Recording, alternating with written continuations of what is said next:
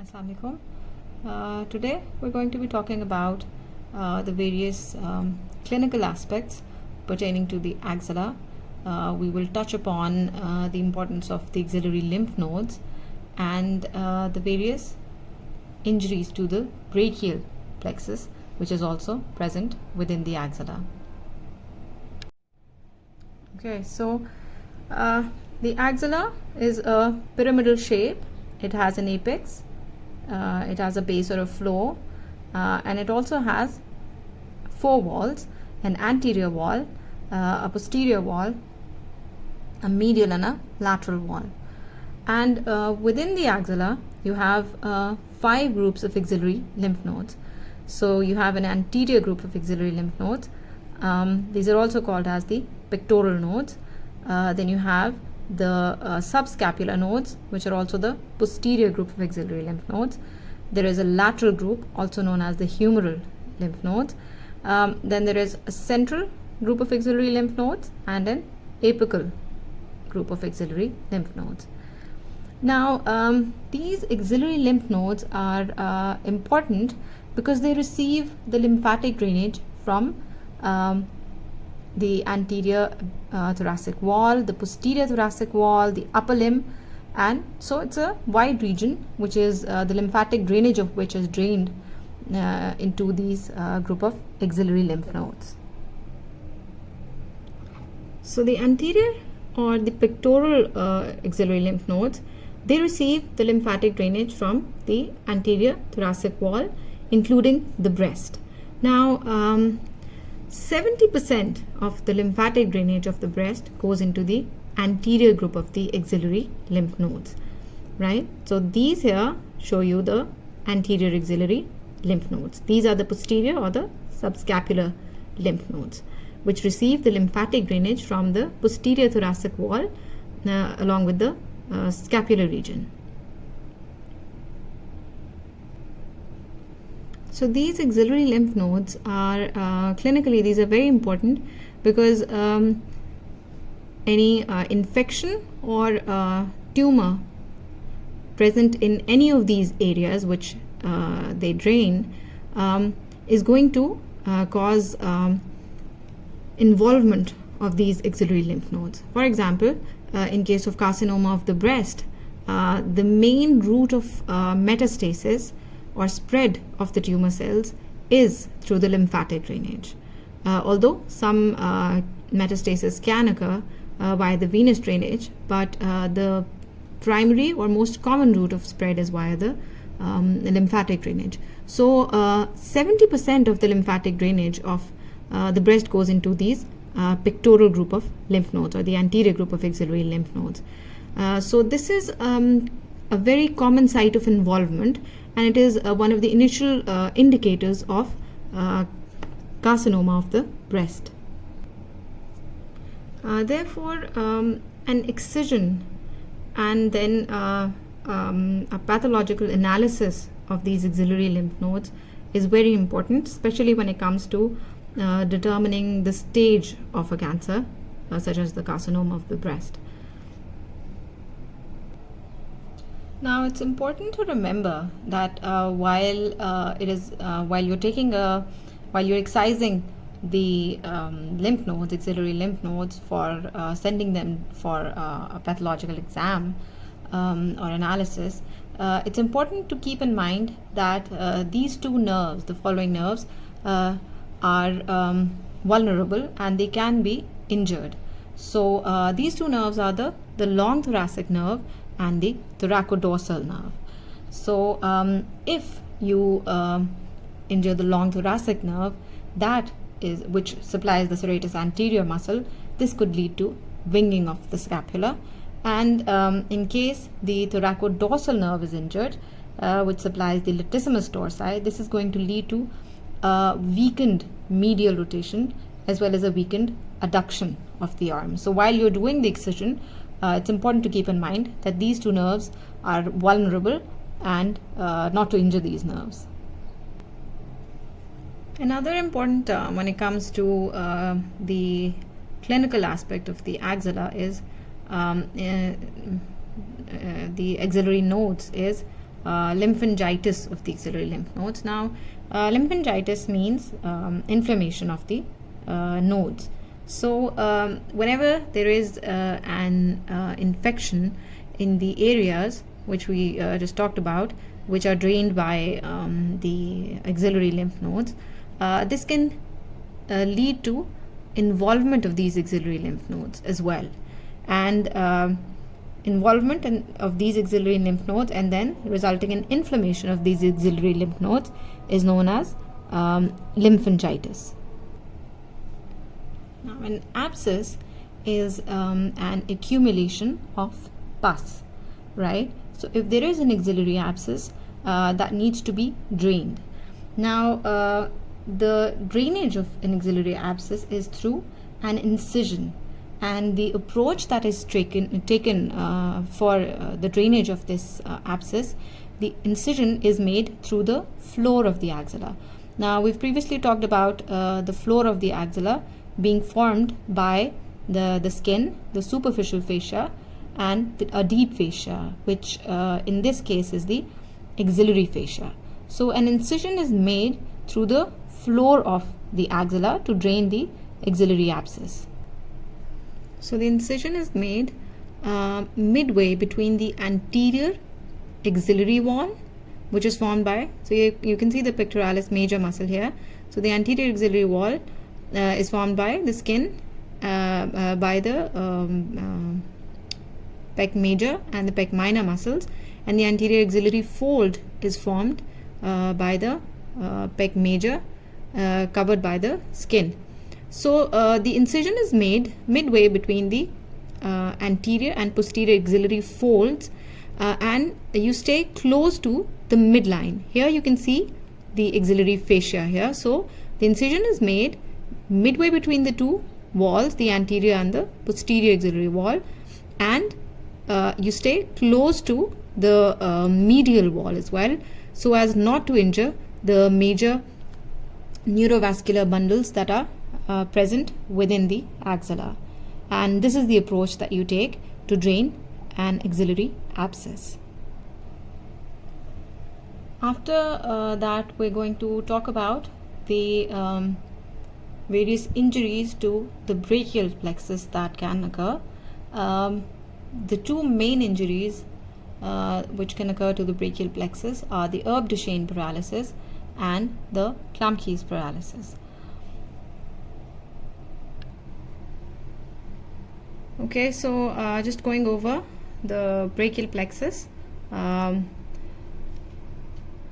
very briefly. So you have the roots, and then these combine to form the trunks. So you have three trunks. You have a superior, inferior, and a middle trunk, and then these trunks give off various divisions, and these divisions, there are three anterior divisions and three posterior divisions. Then these divisions join together. These two anterior divisions join to form the lateral cord, and the three posterior divisions join to form the posterior cord, and this here, the anterior division here, forms the medial cord. And then you have the terminal branches. You have various nerves. You have the median nerve, the radial nerve, the axillary nerve, the musculocutaneous nerve, and the ulnar nerve, and various other nerves originating from the brachial plexus. So various type of injuries can occur to any part of the brachial plexus, and primarily the cause of these injuries is trauma in one way or another, although there could be compression due to other factors as well, but trauma primarily causes the various brachial plexus injuries. Now, the two major injuries when it comes to the brachial plexus are the duchene paralysis and the klumpke paralysis.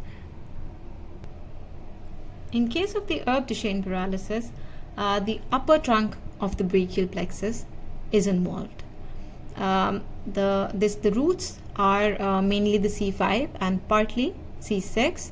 The muscles that are involved are the deltoid, the biceps, the brachialis, and this results in a specific position of the hand, which is known as the waiter's dip hand or waiter's dip position.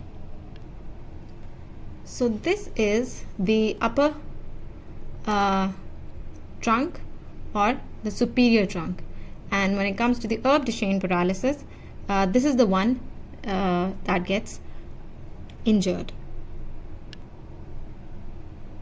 So this upper trunk or the superior trunk gets injured usually as a result of an excessive increase in the angle between the neck and the shoulder.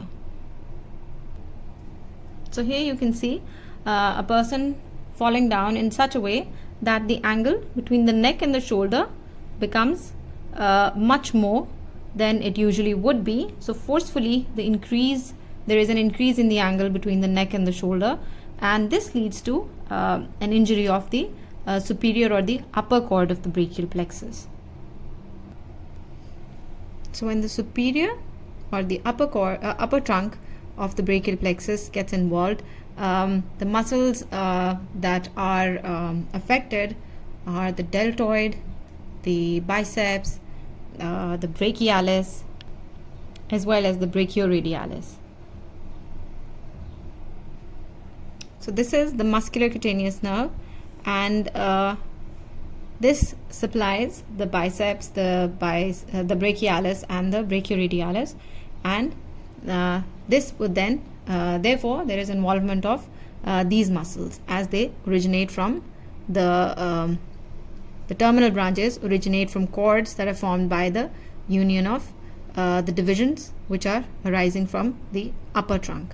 So the muscles which are supplied by the musculocutaneous nerve, the muscles of the anterior compartment of the arm, namely the biceps brachii, the brachialis, the brachioradialis, these are involved, along with the deltoid, which is supplied by the axillary nerve.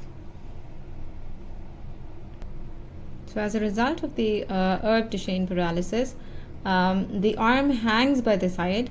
It is adducted, obviously, because the deltoid is involved, so abduction is compromised, and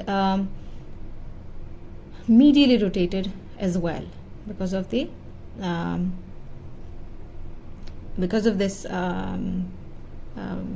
injury. Now the forearm is extended and pronated. Now, as you know, the biceps brachii is a flexor and a supinator of the forearm. So when the biceps brachii is compromised because of the involvement of the musculocutaneous nerve, the forearm is going to be extended and pronated, and this deformity is known as the waiter's dip hand, the waiter's dip deformity. This herb duchene paralysis can also occur as a result of trauma during childbirth. Here you can see the angle between the neck and the shoulder is quite increased, which can lead to injury to the superior or the upper trunk of the brachial plexus. Another injury involving the lower trunk of the brachial plexus is known as the klumpke paralysis. This involves the intrinsic muscles of the hand, and it can lead to claw hand. So here you can see this is the inferior or the lower trunk of the brachial plexus, which is injured in the klumpke paralysis, and this involves C8 and T1. These injuries to the lower trunk of the brachial plexus are not as common as the upper trunk, and they usually occur when the upper limb is suddenly pulled superiorly. For example, if a person is falling down and he suddenly tries to get a hold of something to catch himself or to break his fall, then it could lead to the injury of the lower trunk of the brachial plexus. Here you can see a person who is falling down, tries to catch a hold of a branch of a tree, and the excessive increase in this angle here is going to lead to an injury involving the lower trunk of the brachial plexus. This type of injury can also occur during childbirth. Here you can see again an increased angle leading to involvement of the lower trunk of the brachial plexus. So here you can see when the lower trunk or the inferior trunk of the brachial plexus gets involved, this is going to affect the muscles innervated by the ulnar nerve. So as a result of the involvement of the ulnar nerve, this leads to the claw hand. So here you can see the claw hand. The claw hand results when there is hyperextension at the metacarpophalangeal joints and flexion at the interphalangeal joints.